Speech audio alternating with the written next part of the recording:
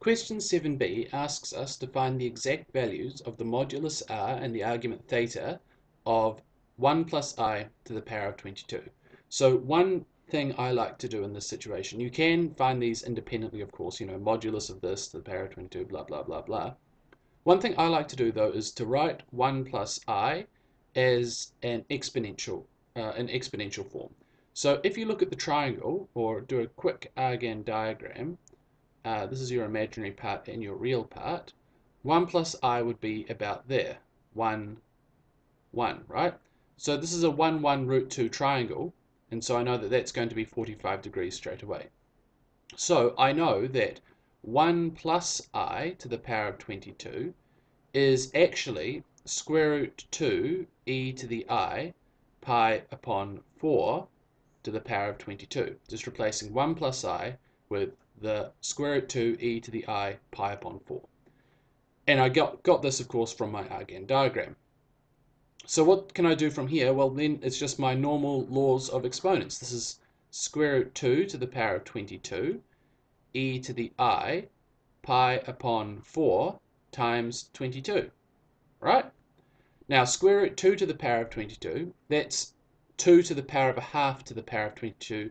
This is going to be 2 to the power of 11 e to the I, and then this is going to be 22 pi upon 4, or 11 pi upon 2. Now, we're quite happy at this stage because this is all good, but 11 pi upon 2, that isn't in our principal range. So I need to make this in my principal range. I'm going to do that by subtracting 2 pi until I get a number between minus pi and pi. So 11 pi over 2 minus 2 pi would give me 7 pi over 2. Minus 2 pi would give me 3 pi upon 2. Minus 2 pi would give me minus pi upon 2. So this is 2048 e to the I minus pi upon 2. So what does that mean? Well, that means that therefore the modulus of 1 plus I to the power of 22 is equal to this number at the front, 2048, and the argument of 1 plus I to the power of 22 is equal to minus pi upon 2. So that takes care of part 1. What about part 2? Well, part 2 asks us to evaluate 1 plus I to the 11 over 1 minus I to the power of 11. Exactly. So again, I'm going to do the same trick. I already know what 1 plus I is. Remember from the previous part, 1 plus I is square root e to the I pi upon 4. And then if you notice, 1 minus I is just the complex conjugate of 1 plus I. So all we have to do is make the argument negative. So 1 minus I is going to be square root 2 e to the I minus pi upon 4. Okay, so what do we get? So 1 plus I to the power of 11 over 1 minus I to the power of 11, that would be square root 2 e to the I pi upon 4 to the power of 11 over square root 2 e to the I minus pi upon 4 to the power of 11. And so that's going to give us square root 2 to the power of 11 e to the I 11 pi upon 4 over square root 2 to the power of 11 e to the I minus 11 pi upon 4. And obviously these square root 2 to the power of 11, these two are going to cancel one another out. And then that just leaves me with e to the I 11 pi upon 4 minus negative 11 pi upon 4, which would give me e to the I 11 pi upon 2, which is actually exactly what we had in the last time in terms of its argument. So this is just equals to e to the I minus pi upon 2. And if you don't remember it from the last part, or you don't have it from the last part, all you need to do is remember that this is 11 pi upon 2, not in our principal range. Subtract 2 pi, you get 7 pi upon 2. Subtract 2 pi, you get 3 pi upon 2. Subtract 2 pi, you get minus pi upon 2, and that's in the range. And this number we know, this is the number with modulus 1 and argument minus pi upon 2. So again, a quick sketch of the argand diagram. Minus pi upon 2, so this is our real, this is our imaginary. Minus pi upon 2 is down here, and length 1.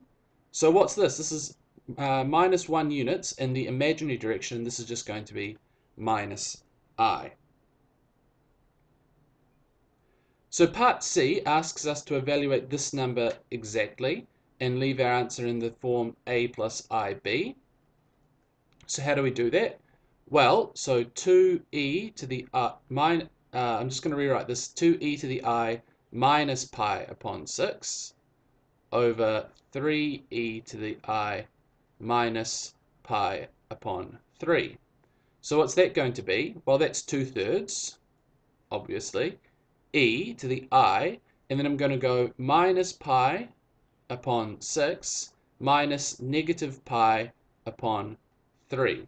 And that leaves me with 2/3 e to the I pi upon 6. So what can I do now? Well, I can actually directly evaluate e to the I pi upon 6 from the argand diagram. It's not that hard, but in general, I may not be able to do that because I'm not like the reason I am able to do it this time is because pi upon 6 is my 1, 2, root 3 triangle. It's one of the angles in there, so I can do it very easily. But what if I'm not? What if I've got a funny angle in here? Well, then the best thing to do would be to rewrite this in trigonometric form. So 2/3 e to the I pi upon 6 in trig form is what? Well, the 2/3 comes out the front, and then we get cosine theta, which is pi upon 6, plus I sine theta, which is also pi upon 6. And the reason this is good is because I can now just use a calculator or whatever. If I'm not asked for an exact answer, I can just use a calculator to evaluate cosine pi upon 6 and sine pi upon 6. So it gives me a much more easy way of doing this. So what's this going to be? This is going to be cosine pi upon 6. So I'll just do this exactly anyway. And to do that, I need the help of a triangle. In particular, I need the help of my 1, 2, square root 3 triangle. And in this triangle, this is pi upon 3.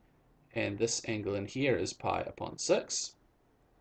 So cosine pi upon 6 is root 3 over 2. So I get 2/3 times root 3 upon 2 plus I 2/3 times, and sine pi upon 6 would be 1 over 2.